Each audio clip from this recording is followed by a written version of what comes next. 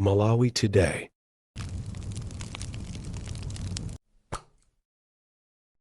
Kukulandirani kwina kulikonse kumene muli pa Malawi lero. Tikupasirani mkangano umene unabuka pakati pa Agape Khombe amene ndi activist komanso Pastor Shumba omwenso ndi activist amene amayankhulapo nkhani zosiyanasiyana makamaka pa ulamuliro umene umachitika m'Malawi muno.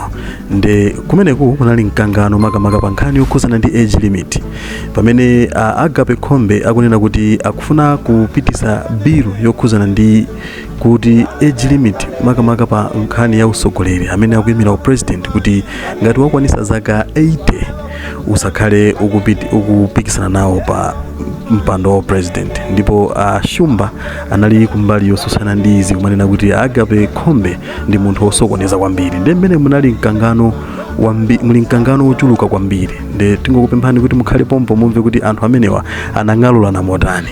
Bwana Shumba, sindikudziwa kuti chifukwa chani mumaona ngati Agape Khombe ndi bebe kuti paiye khasanga khale ndi chiganizo nkupanga zinthu. Akuyankhanipo tukale nakunena kuti mukafuna kuthana ku DPP ko musachule maina anthu ena. So ine ngati ndi project yoti ndipita nayo ku parliament yokapanga propose kunena kuti anthu azaka zakuti let's consider kuti ola anthu atawakonda ola atawada koma tisamavote nkukayika pa ballot pa zifukwa. Zinachitika zimenezo ku America. Joe Biden anali president, temu yake inali kadalipo, koma anthu anchipani momwemo sizinatengereso dziko, zinatengera anthu anchipani momwemo kuona kuti ayi munthu uyu dementia akumayiwala zinthu akutani kodi mmene alilimu angayimireso chipani chake chomwecho chinamuyimitsa kuti asapitirize kuyima Joe Biden. Ndipo anayima kumenejo ndi Kamala Harris. Unfortunately mmene amavomereza Joe Biden kuti sali fit kuti angayime nkuti it was too late. Kamala Harris sanapange campaign mokwanira mpaka Donald Trump wawina. Mwandimva ndiye kunoko ku Malawi munaona ndi umboni ya zimene anapanga Peter Mutharika atakapanga meeting ya summit ya za economy World Business Forum ku UK. Amachita kukumbutsidwa ndipo Kagame wokulira ku Rwanda chizungu chophunzira atakula kale nkwapeza kuti akutha kumva chizungu chimene mtolankhani amafunsa.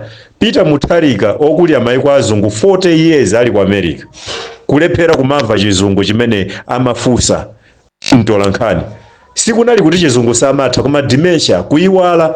So nthenda imeneja ngati amafika poma kuvutika ndi nthenda ngati imeneyo 8 years ago, you mean leroli mukanene kuti 10 years down the line akati khale president ameneyo otita muvotera, do you think will represent us well kunjako?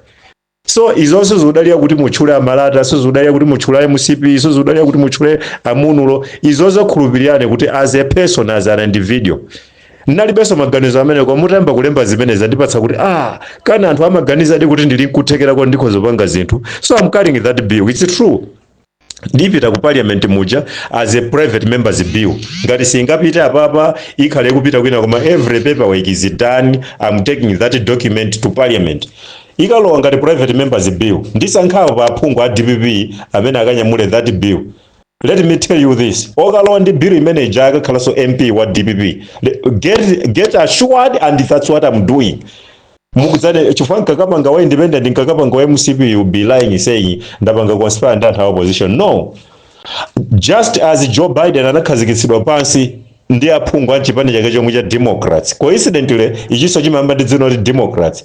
Chipani cha DPP MP wake ndi amene ndikampatsire private members bill to be presented to parliament, and trust me, safika election day nkhani imene isanathe ndipanga chothekera ndikuma ndi ma MP onse a DPP.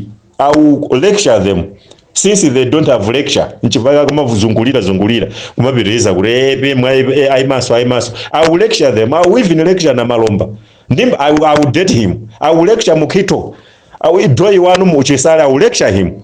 Achina Chibungu, I will lecture them because zina za kupangira mwina kusadziwa. I will sit down and them and convince them and tell them why I'm doing it. Ndizatu sasa maomboni to convince it. kenako ndizapita ku MP ku MP wa Ford, kenako ndizapita kwa ma MP a UTM, ndikamaliza akongeresiyo. Ndiye musavutike nkuwa pa MCP, musavutike nkuwa. I will be doing those lecturings myself ineyo ndeka. I will be doing those lectures. Ndiye ngati muni ndi chiopsezo choti I will be coming in peace. When I call Mukito to say let's meet on this day, I will be coming in peace. It's up to you. Inu ya shumba ndi gulana amene you are taking issues emotional.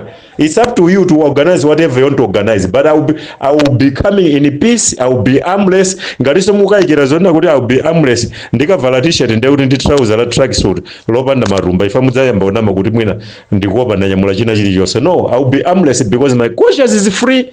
I'm fighting for the rights of the youth, of women, and even the elderly. Osa mazoza anthu akuluakulu kuno. Peter Mutharika anavutika yekha ntchito kugwira ntchito ku America uko. The only reason you are insisting on him, you want to steal from him his retirement package. You want to be using that retirement package on your political agendas there in DPP. So you cannot stop me on that. And when I'm done with that, when that is successful, ndukhulupirana ka Peter Mutharika any oloye Peter Mutharika, he will call me and thank me to say yes, you saved my time, you saved my life, you saved my wealth from vandals. Nthawiyo ndipezesa mavuto inoyi ndipo mupangiretu mavuto mukuwafuna kuti ndipeze mupangiretu ikangotha 6 months mavuto amene mukufuna kundipanga ino abwera kwa ino. Let me warning you, I don't fear anybody who can come and bring me ine sinimaopa atu amene wamwagwisa ntchito munene kuti shumba kuti samaopa. Sindimaopsezedwa, sindimadzidzimuka, ndine ndimayenda pansi. Mutandifuna mulungu mundipeza pana paliponse ndimayenda pansi. Sindimakwera galimoto. Mundimvesa? Zondiopseza anthu akumva mavuto, anthu akumva kuwawa, musiretu. Sine munthu wake. Mulekeretu. Sinine munthu wake. Ngati mukumadya nkumakhuta inuyo, musamalire kuti kunja kuno kuti anthu ochuluka amene analengedwa ndi mulungu akuvutika. They are not happy. They are about to die just because of this poor and stupid government. Mwandimvesa? Nonsense. Ndimamva chisoni kwambiri. Munthu wophunzira bwino ngati inuyo. Munthu wophunzira mumayankhula English yabu, well grammatically English. Why can't you seek a good job and working kumapeza zinthu zanu mwaufulu kumakhala family yanu nkumadya nkumasanga kuti ndikudyera ifa cha maphunziro anga mopanda inake kukudandaulana achimwene. Ndimamva kukuma munaphunzira ntchito ya driving ngati ntchito za mu office zikusowa. You are a driver. You can ask for, you can employed as a driver. Koma basi kumangokhala kuti musakisake zina zake zonse muononge anthu ena ake akudandauleni ndi muzidya. No. Mr. Kombe, please.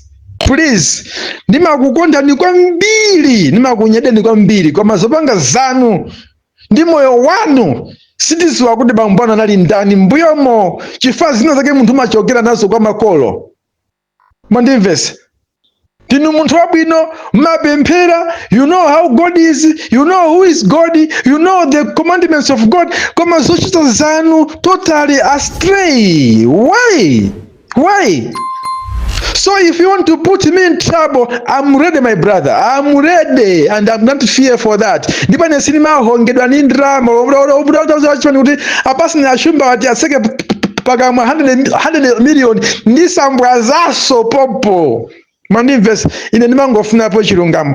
Kulibwera ndizafe osauka koma ndizafe munthu wa chilungamo. Mwamene wandikuza chilungamo Mr. Agape Kombe. Olo mutasintha nambala, olo mutasintha dzina koma inu nokha ndese mungandizembe ndimakudziwa netu zedi. Because I love you and I for you. Mwasiye nawo kale. Anadolapo kale. Inu sinadalepo chilichonse. Fusani ntchito ndinu munthu wophunzira muli mapepala abwino mumayankhula English abwino oloya niyo mukoza kukayamba ntchito ya uloya nikukhala soloya wabwino kwambiri. Mwandimva?